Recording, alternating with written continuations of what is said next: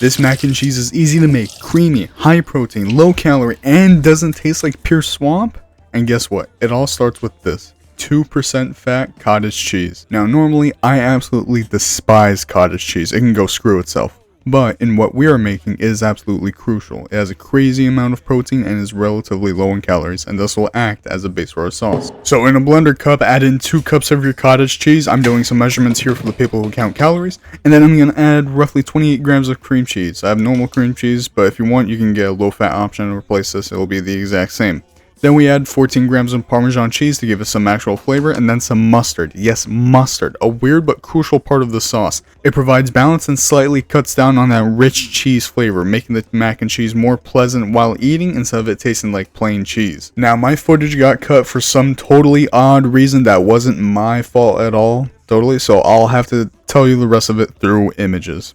Now, the rest of the ingredients are 1/4 teaspoon of cayenne powder, 1/4 teaspoon of MSG. If you don't have it, don't worry about it.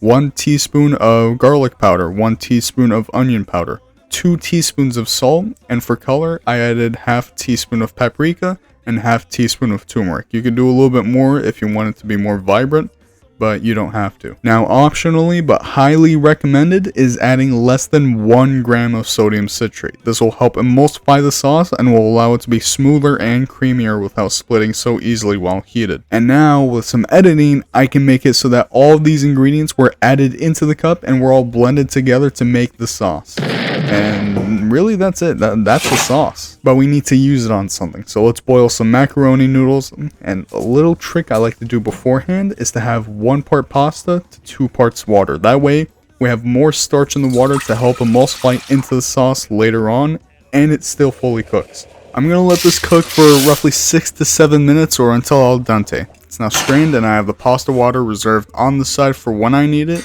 Now, I'm using roughly 100 grams of this cheese sauce. You can do more or less depending on how creamy you want it, but I'm doing a lot for the camera and to show you guys what it looks like.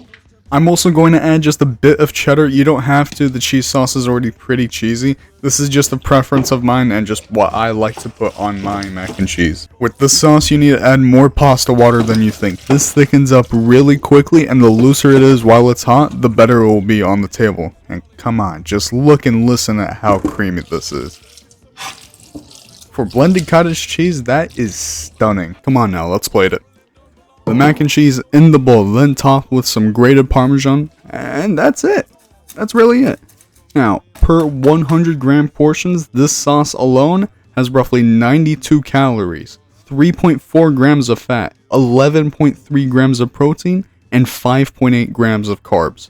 Pair this with any pasta of your choice and you have a good low-calorie sauce that is super flavorful and creamy. And you can store this sauce in the fridge for later, making meal prepping super easy and time efficient. And after trying it, it tastes incredible. The full recipe will be down in the description. If you have any feedback, leave a comment down below, like and subscribe and whatnot, and have a chocolatey good day.